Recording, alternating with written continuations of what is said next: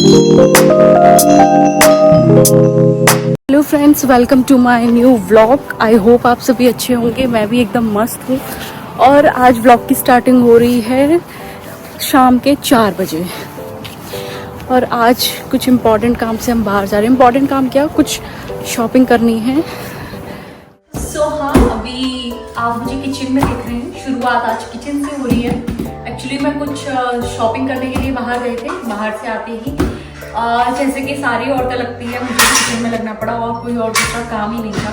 तो फिलहाल मेरे पास ना ये पार्सल आया हुआ था क्योंकि मैंने टीमू से ऑर्डर करा था। ये है, जैसा कि आप इसमें देख पा रहे हैं, फूड स्टोरेज बॉक्स जो मैंने ऑर्डर करे थे वो मुझे रिसीव हो चुके हैं। चलो सबसे पहले तो इसकी अनबॉक्सिंग कर लेते हैं। लेट्स गो, अनबॉक्सिंग करते हैं।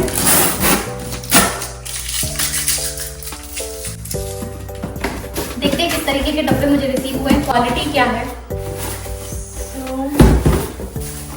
This is how it look like.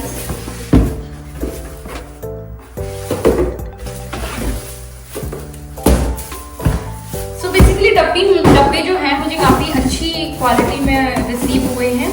और प्लास्टिक का जो मटेरियल है वो भी काफी अच्छा है। और उसके साथ में सबसे बेस्ट पार्ट है कि ये ना एयर टाइट है।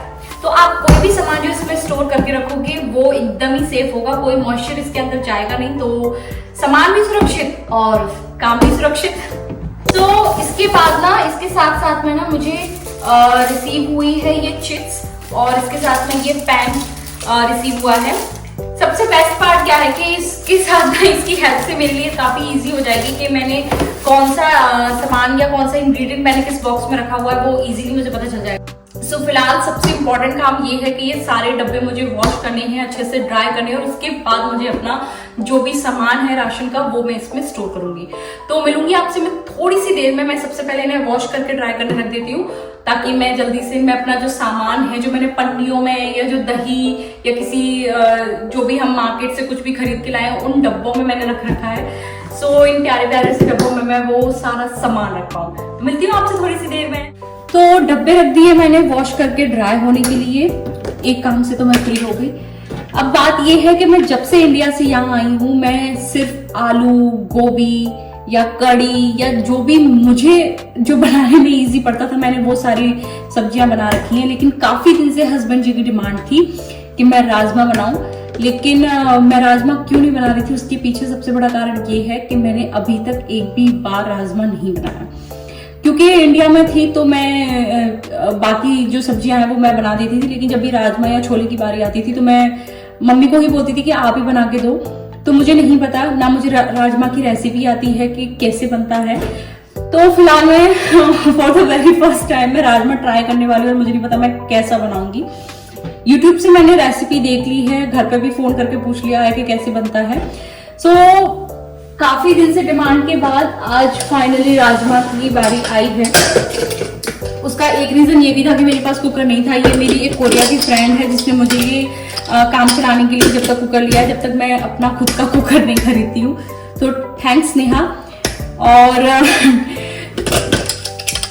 राजमा मैंने सुबह को ही भिगोने रख दिए थे, तो राजमा मुझे लग रहा है अच्छे से फूल गए हैं। तो मैं फटाफट से इनको सीटी के लिए रख देती हूँ। और जब तक ये सीटी लेंगे कुकर, तब तक मैं राजमा के लिए जो भी वेजीज की जरूरत होती है वो मैं चॉप करके सारे जो वेजीज या जो भी स्पाइसेस जो भी लगेंगे इसके लिए मैं वो प्रिपेयर करके रख लूंगी।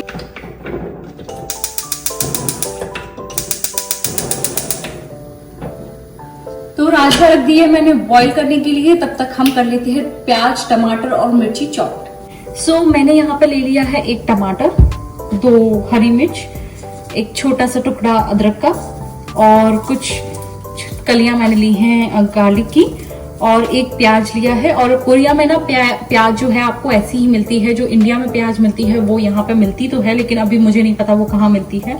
तो हम जहाँ से भी अभी प्याज परचेज कर रहे हैं मुझे यही मिल पा रही है, तो मुझे यही प्याज लेनी पड़ रही है। तो फिलहाल मैं ये वेजिस को अच्छे से वॉश कर लेती हूँ और उसके बाद फाइनली मैं इन्हें चॉप कर लूंगी।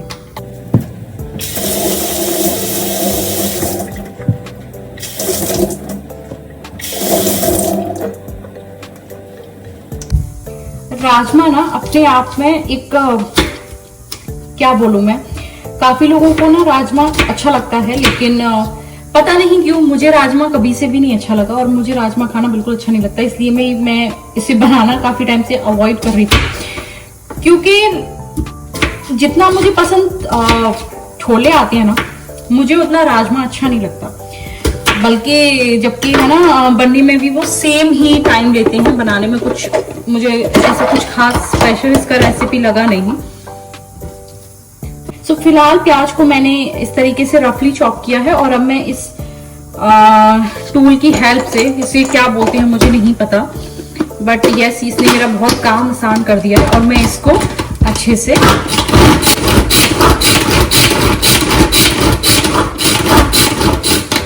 जितना फाइनली ये चॉप हो जाएगा उतना ही ये पकने में टाइम कम लेगा। तो मैंने इसे कितने अच्छे से, ये थोड़ी ही देर में अच्छे से फाइनली चॉप हो चुका है। प्याज हो गई है चॉप और इसी तरीके से मैं अभी ये जो टमाटो है इसे भी मैं ऐसे ही चॉप कर लूंगी और ये एक तरीके से प्यूरी जैसा ही इसका फॉर्म हो जाएगा टमाटोस का भी। मैं इसे ऐसे ही अभी रफली चॉप कर रही हूँ और उसके बाद मैं इसी से ग्रेटर से ही मैं इसे ये टमाटोस को फाइनली चॉप कर लूंगी। ये टूल इतना अच्छा है ना, इससे काफी टाइम सेव हो जाता है। आप जस्ट रफली टमाटोज या जो अनियंस है आप उसको ऐसे ही रफली चॉप कर ले और उसके बाद जस्ट इसको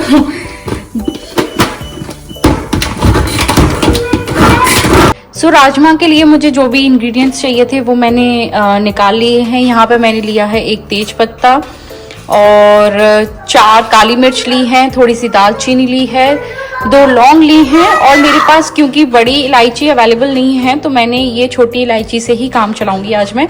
और हमारे पास है कैच का राजमा मसाला, टमाटोज मैंने अच्छे से फाइनली चॉप कर लिए हैं और ये है जिंजर, गार्लिक, ग्रीन चिली और ये चॉप्ड अनियन। तो फिलहाल चलिए हम लगाते हैं राजमा में तड़का। तो सबसे पहले हम डालते हैं पैन में थोड़ा सा ऑयल, थोड़ा ही नहीं, एक्चुअली में ये न्यू पैक है तो मैंने डाला है थोड़ा सा ऑयल और इसको अच्छे से गर्म होने देते हैं। गरम होने का कैसे पता चलता है, ये मुझे मेरी सासू माँ ने सिखाया था। आप हाथ करके ऐसे देखोगे, अगर नीचे से ना आपका हाथ ऐसा लग रहा है कि अब ये जलने लग गया है भाप से, तो इट मीन्स आपका तेल पक गया है। सबसे पहले मैं डालूंगी इसमें थोड़ा सा जीरा और पिंच ऑफ हींग और उसके बाद जितने भी ये मैंने खड़े मसाले लिए हैं सारे मैं इसमें डाल दूंगी। जीरे का थोड़ा डार्क ब्राउन होने तक हमें इसे पकने देना है और इसके बाद तुरंत मैं डालूंगी, सबसे पहले मैं डालूंगी गार्लिक,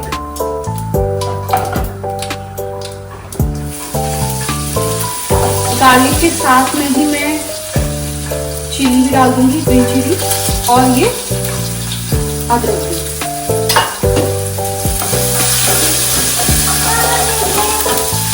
गार्लिक और चिली अच्छे से भून गई है, ब्राउन हो गई है और इसमें अब हम डालेंगे सारी चॉप की हुई अनियन। ये एक्चुअली में अनियन की जो क्वांटिटी है ये अभी ज़्यादा लग रही है, लेकिन ये जब सॉटे हो जाएगी ना तो ये थोड़ी सी ही रह जाएगी। ये अनियन की थोड़ी खासियत आप बोल सकते हैं कि ये सॉटे होने के बाद अभी से इसने अपना जो कंसिस्टेंसी है वो चेंज कर दी है होना, तो इसको भी हम अच्छे से पका लेंगे और जितना अच्छे से ये प्याज पक जाएगी आपका राजमा उतना ही अच्छा बनके तैयार होगा। तो आपको जल्दबाजी नहीं दिखानी है, इसे अच्छे से पहले आपको अच्छे से सॉटे होना है और ये बिल्कुल ही ब्राउनिश हो जाए तब तक आपको इसको पकाना है। हमारी जो अनियन और जो भी बाकी का पेस्ट है वो अच्छे से भुन गया है और सिर्फ देखने में ही नहीं इसकी स्मेल भी आ गई है कि ये पक चुका है। और अब इस स्टेज में हम डालेंगे इसमें जो हमने टमाटोज चॉप किए थे, फाइनली चॉप टमाटो, या आप प्यूरी भी डाल सकते हैं, मैंने बेसिकली इसमें ही चॉप किए हैं टमाटर। और इसे भी हम अच्छे से सॉटे करेंगे। अब अब इसी के साथ में ना हम यहाँ पर,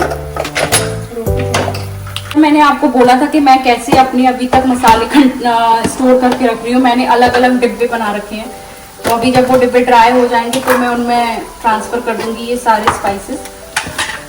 तो फिलहाल मैं यहाँ पर ऐड करूंगी थोड़ा सा सॉल्ट, क्योंकि मैं थोड़ा ही ऐड करूंगी। मैं राजमा में ऑलरेडी सॉल्ट डाल चुकी हूँ। सॉल्ट गया, ये गया हमने थोड़ा सा चिली पाउडर। चिली पाउडर में थोड़ा कम रखूंगी क्योंकि मेरा बच्चा भी खाने वाला है। पिंच ऑफ टर्मरिक पाउडर, और ये क्योंकि इंडिया की टर्मरिक है, पाउडर है, तो ये ना थोड़े में ही बहुत रंग दे देता है। तो मैं अभी तक इसको बहुत ज़्यादा डाल रही थी, देन आई रियलाइज कि इसको थोड़े डालने में ही काम हो रहा है।